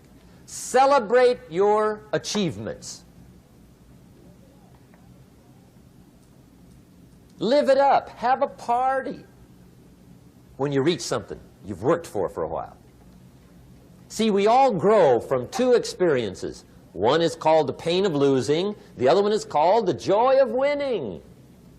We need both of them. Amplify them as much as you can, which also means make losing painful. If you set up something, fooled around, didn't get it, put it on yourself. On the other side, if you did get it, congratulate yourself. Self-congratulations is a sign of maturity. Seeking congratulations is a sign of immaturity. But hey, winning and losing, see, that's what it's all about. That's the name of the game. Now, some people lead such mediocre lives, at the end of the day, they don't know whether they're winning or losing. They got no clue. Guy's just going through the day with his fingers crossed. There's a better way. Okay, here's the third category of goals, personal development. Put those goals together. Personal development goals. That's your goals to be stronger, more decisive, be a speaker, be a leader, learn a language, all kinds of skills. Okay? The whole weekend seminar was designed to improve all your skills so that you walk away more skillful. And that's what you want, the personal development skills. That's what attracts, that's what brings good things to your life, the person you become more skillful. Now, this is quite a package to work on. Economics, things, personal development. For tomorrow, this week, this month, this year, long range. Okay? That'll get you started. Now, here's the simple formula for setting goals. It goes like this. A, work on your goals. That's step one. Work on them. And I put the word work there deliberately. Setting goals is plain hard work. I don't want to kid you. We haven't come here tonight to kid each other. It's work. I know it's work. That's why a lot of people just let it slide. It's work. Many people work hard on their job, but they don't work hard on their future. They just let that slide. And the work involved is making plans. I know most people don't. I understand that, but don't let that be you. Guy says, well, yeah, you work where I work, but the time you struggle home, it's late. You've got to eat a bite of supper, watch a little TV, get to bed. You can't sit up half the night. Plan, plan, plan. And the guy's behind. Good worker, hard worker, sincere. But you've got to be better than sincere, working hard. You've got to be better than a good worker. You've got to be a good planner. Somebody once wisely said, the people who fail to plan are planning to fail. Well said. So work on your goals. Here's step two. Write your goals down. That's so important. I teach my staff around the world, put your goals in your journal. Because one of the major people you want to study is yourself. Say, here's the list of goals I put together 3 weeks ago. Here's the list of goals I put together 2 years ago. Here's some of the changes I made, rearrangement of my priorities. I scratched these off. I put these on. I've gotten these. Study your accomplishments. Study what your desires are. Put them on paper. Write them down. Here's another reason for writing your goals down. It shows you're serious about doing better. And to do better, you got to get serious. You don't have to be grim, but you must be serious. Everybody hopes things will get better. Everybody hopes. Poor people hope. That ought to tell you something. It means the future does not get better by hope. It gets better by plan. I used to have the affliction called passive hope.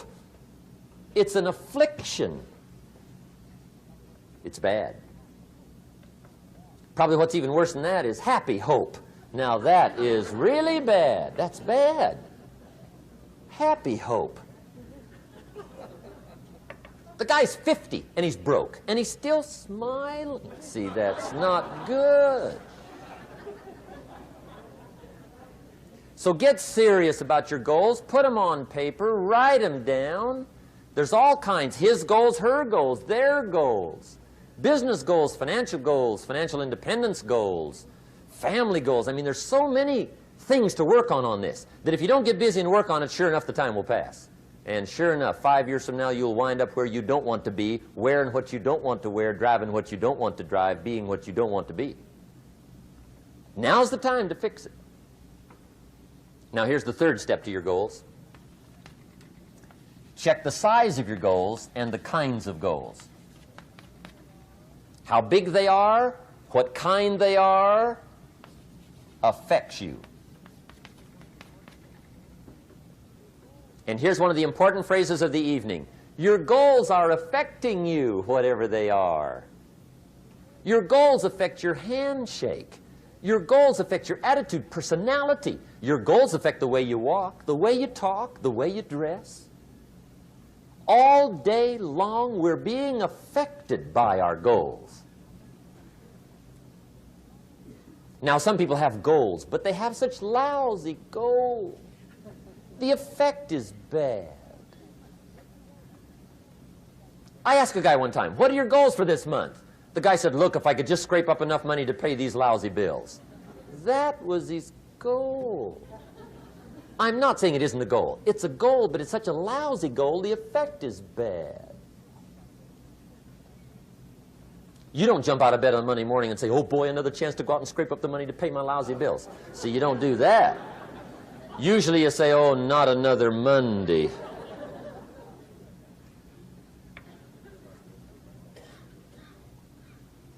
And some people have so given up on life, they have joined the thank God it's Friday club.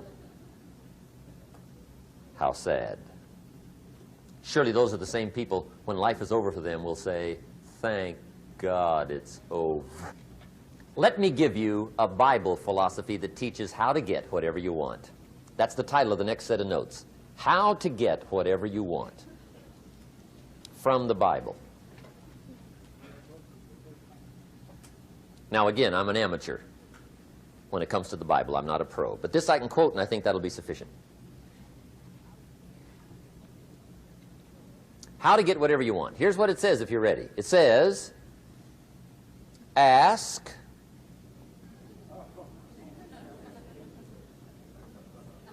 that's it. End of notes. Ask. If there's one art in life to learn extremely well, that's got to be one of them. The art of asking. What does ask mean? Ask means, what do you want? And the formula is staggering. It says ask and what? A guy ought to look into that.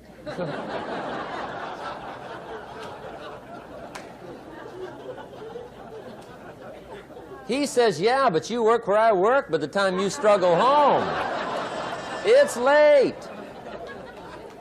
You got to eat a bite of supper, watch a little TV, get to bed. You can't sit up half the night, ask. And the guys be, See, you've got to be better than a good worker. You've got to be a good asker. Now, let me give you 3 key points on asking and receiving. This can do it. Number 1, asking is the beginning of receiving. Asking starts a unique process, mental and emotional. I don't even know how it works. All I know is it works. It's like pushing a button and all this machinery starts working. I don't know how. It just works.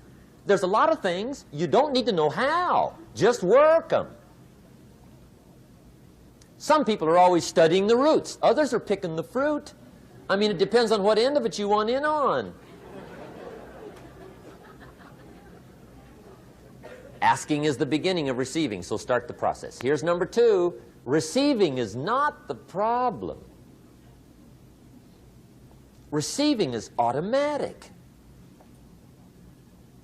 Now, if that's true, receiving is not the problem, what's the problem? Failure to ask might be one of your major problems. I don't know. Check it out. The guy says, oh, now I see it. I got up last year and hit it every day, but there's not a scrap of paper with my goals on it. Good worker, poor asker. So you got to change that. Here's number 3. Receiving is like the ocean. There's plenty, especially in California. It's like an ocean here.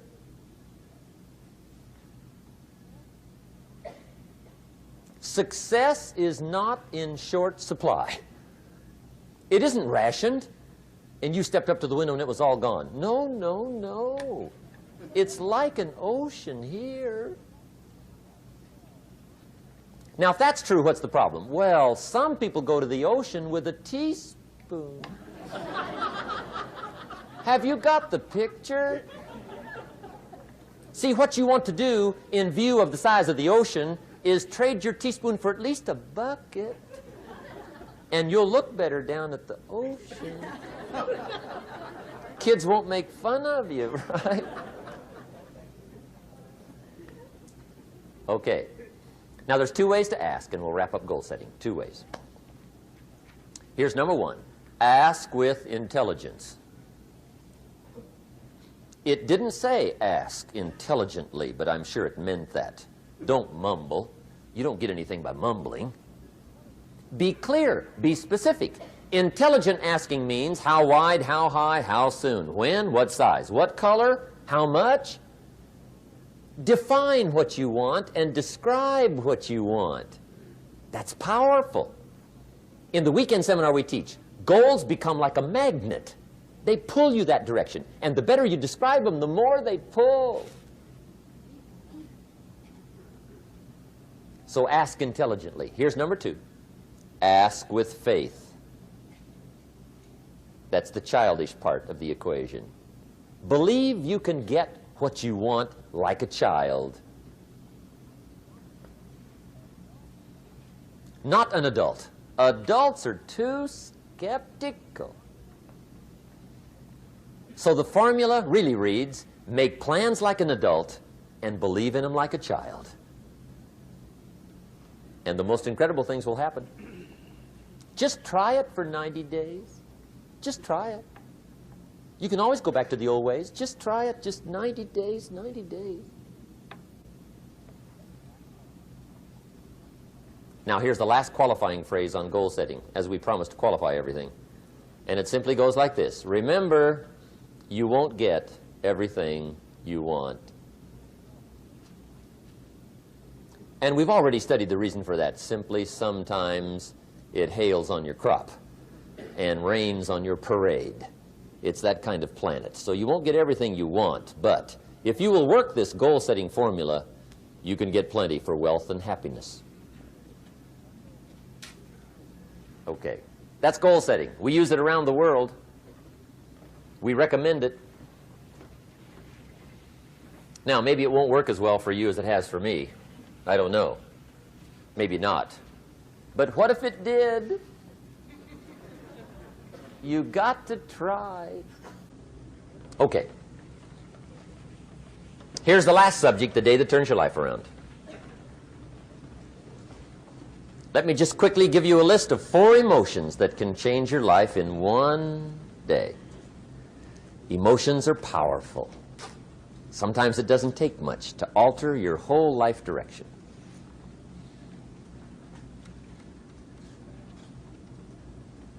Okay, here they are. Number 1, disgust. Powerful emotion. Disgust says, I have had it. See, that could be the day. The day you can say, I've had it. And whether you've had it with something small or something major, the day you can say, I've had it, may not be the day it ends, but the day it begins. That's what I said when that little Girl Scout left my door when I'm 25. I give her the big lie, she leaves, I say, I don't want to live like this anymore. I've had it with lying and being broke. Powerful day. The man's finally had it with mediocrity. He's had it with being a loser.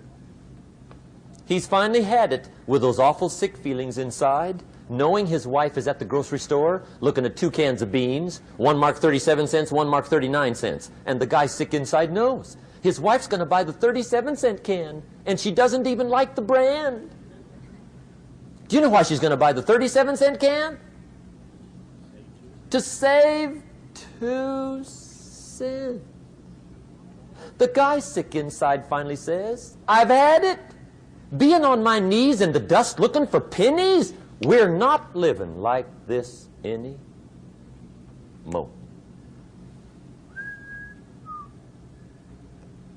Could be the day that turns your life around.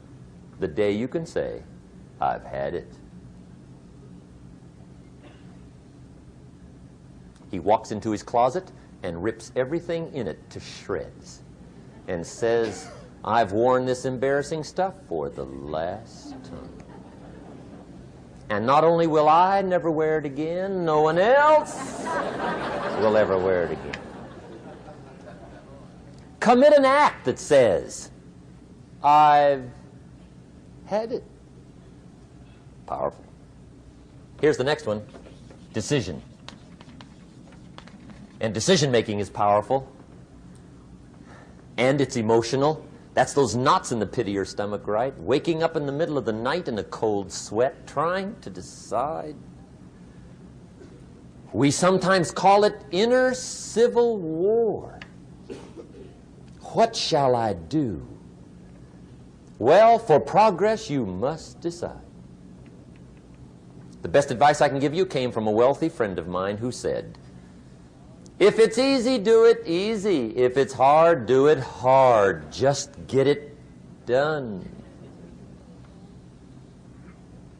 If you went home tonight and in the next few days cleaned up a whole list of decisions, that might furnish enough inspiration for the next 10 years. I found this out many times after you've decided. Getting on with it is easier than deciding. Sometimes decision is the toughest part. Here's the next emotion, desire, wanting to bad enough. And I don't know how to tell you to want to. That's something you've got to come up with. There's 2 things I know about desire. Number 1, it comes from inside, not outside. You don't send off for it. Number 2, I know desire can be triggered by something. Who knows what it might be? Sometimes desire waits and sleeps for something to happen. Maybe it's a book, maybe it's a song, maybe it's a sermon, maybe it's a lecture, a seminar, maybe it's the conversation of a friend, a happening, an event. Who knows? The best advice I can give you is what I give my staff. It goes like this: welcome every human experience. You never know which one is going to turn it all on. Even the bad experiences. Sometimes from the bitterest experience comes the greatest awakening. So let down the barriers, take down the walls. The same wall that keeps out disappointment keeps out happiness. Let life touch you. Don't let it kill you, but let it touch you. Here's the last one. This one's powerful. Resolve. Resolve says, I will. Two of the most powerful words in the language. I will. Benjamin Disraeli once said, nothing can resist a human will that will stake even its existence on the extent of its purpose. Shortly put, I'll do it or die. See, that's powerful. That could be the day that turns your life around. The world has a strange way of stepping aside when somebody says, I'll do it or die.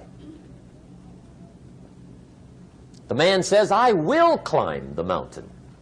They've told me it's too high, it's too far, it's too rocky, it's too difficult, it's never been done before, but it's my mountain, I will climb it. Pretty soon you'll see me waving from the top. Or dead on the side, because I ain't coming back.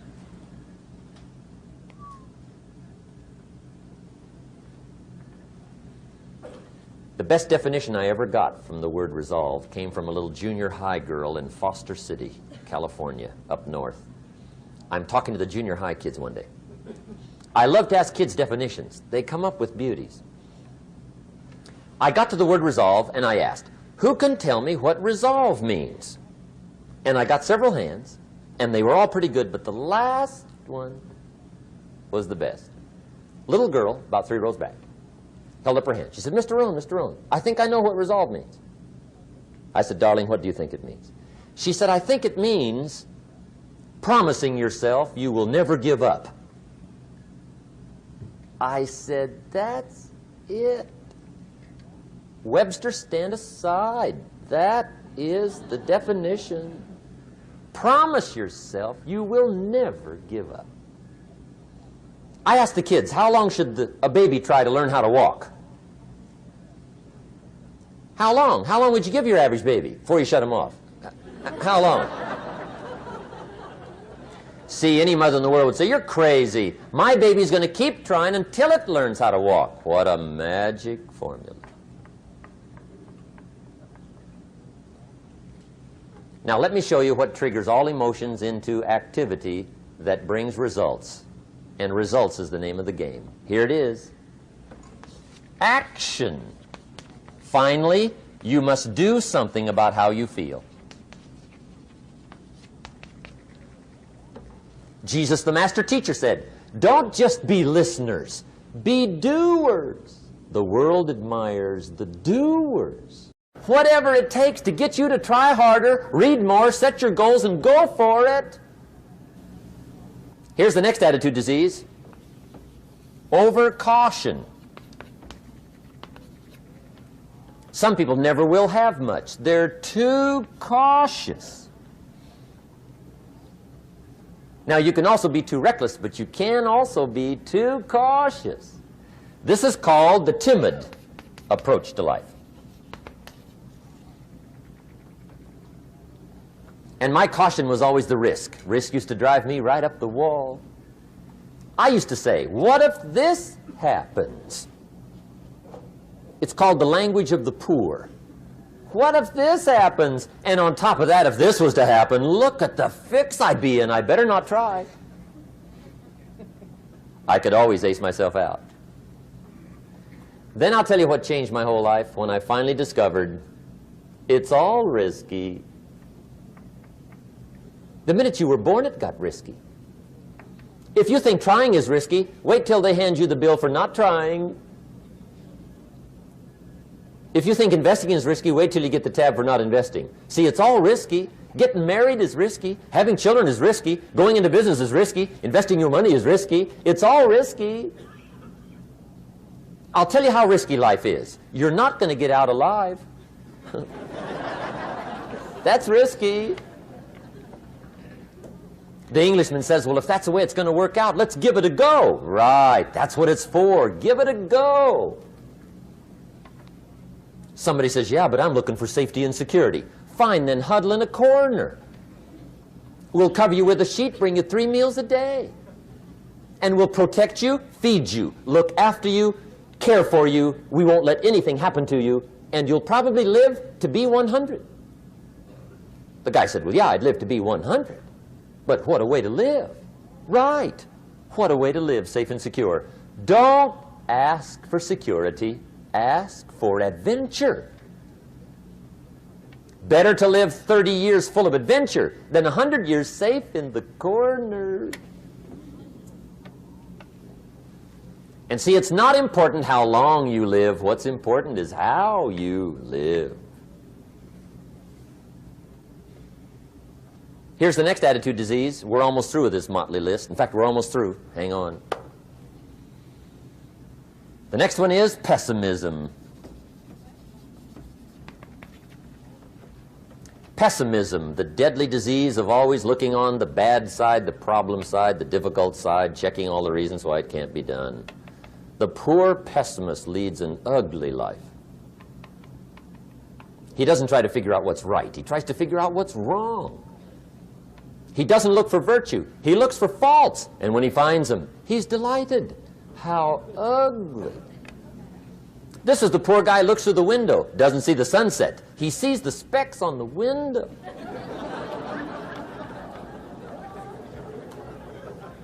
And this is the poor guy, right, who rushes up, takes such leave of his senses. This guy rushes up and he says, I've got 5 good reasons why it won't work. He's so dumb he doesn't know. All he needs 1. He's got 5.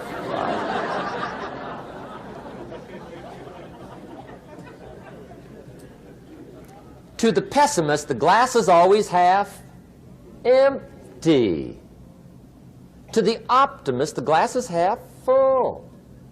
Why would the same measure affect people 2 different ways? Answer, it all depends on how you look at it.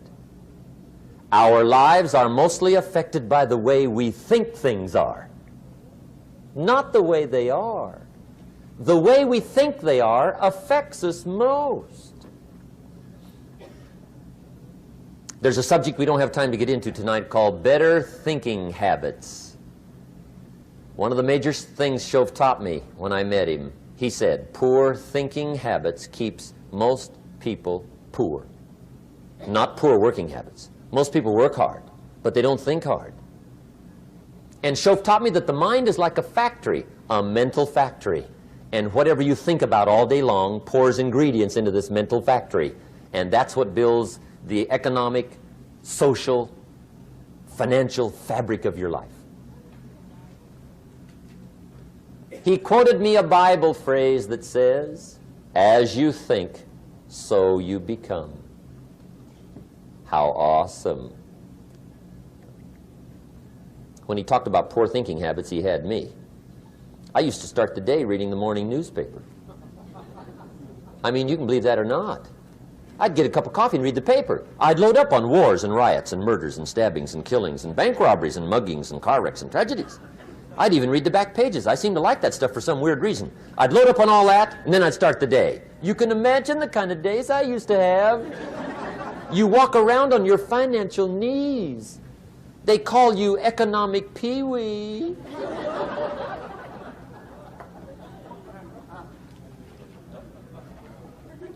The guy says, I want to be a great leader. Wonderful. The first thing we do is follow him to his house. When we get there, we walk in and check his library, number 1. Somebody says, well, why check his library?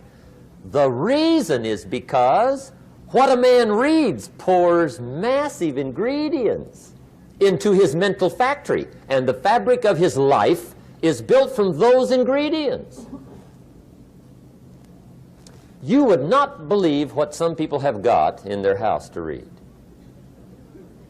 You would not believe. One of the best dressed up words I know for a lot of it is trash.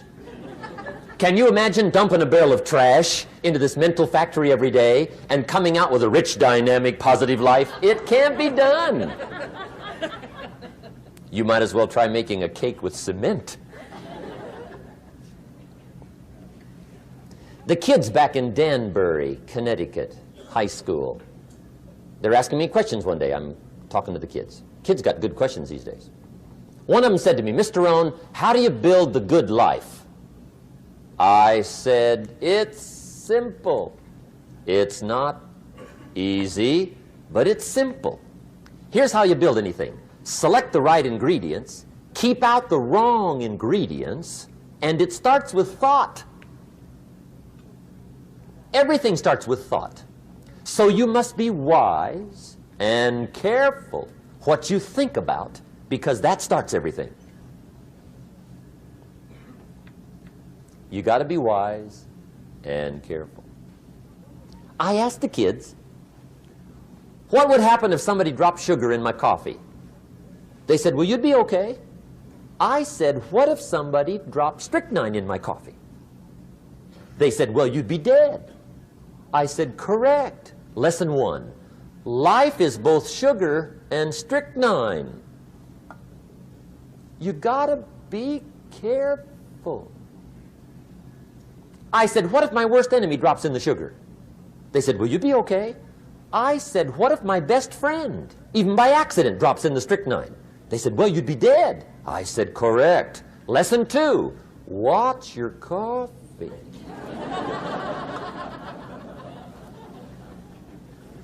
You got to be careful. See, it doesn't matter who hands you the bad stuff. It doesn't matter where you get the bad stuff. It'll still do its damage on your bank account, wherever you get it. Mr. Schoaf gave me one of the greatest phrases when I first met him, when he said, Jim, every day stand guard at the door of your mind. How important. Stand guard at the door of your mind. And you decide what goes into your mental factory. Don't let anybody just dump anything they want to in your mental factory, because you've got to live with the results. Okay, here's the last disease, and we're through with this list. In fact, we're almost through. Hang on. The last subject is very brief. The last disease, but this one is deadly. Engage in this one, indulge in it even slightly, and you might as well forget the future, because it's going to forget you. Complaining, crying, whining, griping, a Bible word called murmuring. See, that'll ace your future. Spend 5 minutes complaining, and you have wasted 5. And you may have begun what's known as economic cancer of the bone. Surely they will soon haul you off into a financial desert and there let you choke on the dust of your own regret. I hope I said that well, so you won't forget. It's a deadly disease. If you don't think it's bad, ask the children of Israel of Old Testament fame. Typical of us all, their story just happened to get in the book. Story says, children of Israel were slaves. God performed a series of dazzling miracles and got them out. And now they're heading for the promised land. Remember the story? Heading for the promised land. Tragedy of the story, they never got there. Reason. From day one, they started to complain. They griped about the water. They griped about the weather. They whined and cried and griped about the food. They griped about the leadership. They whined and cried because it was too far, too cold, too hot, too difficult, too miserable. I mean, they whined and cried for years. Finally, God said, I've had it, trip canceled.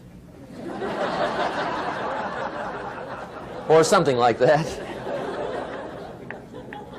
The story says they died in the desert, never got to the promised land. Which I think means 2 things. Indulge in this long enough, you get your future canceled. And I guess it also means even God himself can only take so much.